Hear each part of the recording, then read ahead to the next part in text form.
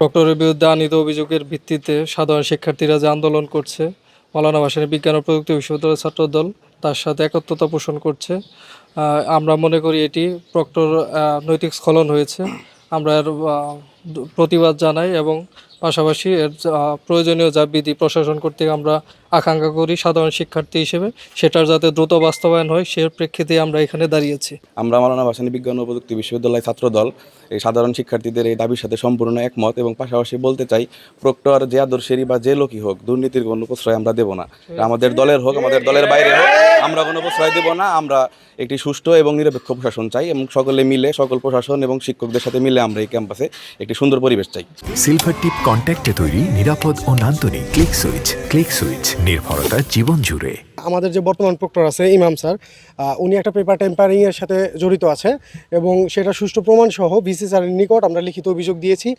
এবং আমরা বলতে চাইছি যে যেহেতু ভিসি স্যারের প্রক্টর স্যারের বিরুদ্ধে আমাদের লিখিত অভিযোগ দেওয়া হয়েছে, এর ভিত্তিতে প্রথমে তাকে অপসারণ করে তারপর তার বিরুদ্ধে আরও তদন্ত করা হোক এবং আওয়ামী লীগের সাথে আমাদের যেসব শিক্ষকরা জড়িত ছিলেন তাদেরও একই বিচার হোক, কারণ তারাও এই ছাত্রলীগের পৃষ্ঠপোষকতা ছিলেন। তো সেই ক্ষেত্রে তাদের সকলের জন্য অভিযোগ দেওয়া হলেও বারবার বলা হতো যে প্রক্টর অফিসে কোনো শিক্ষকের বিরুদ্ধে অভিযোগ জমা পড়েনি, তারা অলরেডি 19 জন ছাত্রকে বহিষ্কার করেছে, তাদেরকে শাস্তির আওতায় এনেছে। কিন্তু তাদেরকে শাস্তির আওতায় আনা হলেও কোনো শিক্ষককে এখনও পর্যন্ত কোনো শাস্তির আওতায় তারা আনতে পারেনি এবং প্রতিবারই তাদেরকে প্রশ্ন করা হলে তাদের উত্তর ছিল যে আমাদের কাছে তাদের বিরুদ্ধে লিখিত কোনো অভিযোগ নাই।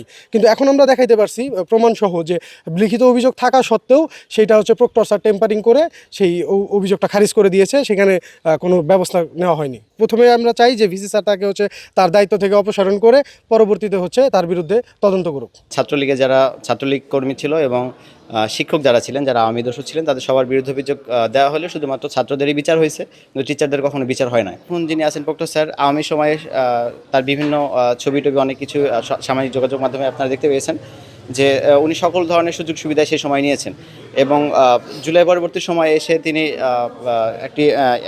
তিনি এটা প্রমাণ করতে চেয়েছেন যে তিনি আওয়ামী দোষী ছিলেন না, কিন্তু ইতিমধ্যে সেটা প্রমাণিত। প্রশাসনিক ভবনে তালা দেওয়া হলো। এর আগে বেশ কয়েকদিন যাবৎ স্যারকে আমরা বলছি এই বিষয়ে অবগত করছি, কিন্তু স্যার আসলে কোনো সিদ্ধান্ত নিতে পারছিল না এবং নিচ্ছিল না।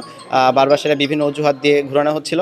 তো শেষ পর্যন্ত আজকে আমরা স্যারের কাছে গেছি। আমাদের আলটিমেটাম দেওয়া ছিল যে গত শনিবারে আমরা শেষ সময়টা যেটা দিয়েছিলাম সেটাও পার হয়ে গেছে, কিন্তু কোনো সিদ্ধান্ত না নেওয়ায় আমরা ভিসি স্যারের সাথে কথা বলছি এবং বলে আসছি যতক্ষণ পর্যন্ত আপনারা সিদ্ধান্ত না দিতে পারবেন ততক্ষণ পর্যন্ত প্রশাসনিক ভবন থেকে বের হতে পারবেন না।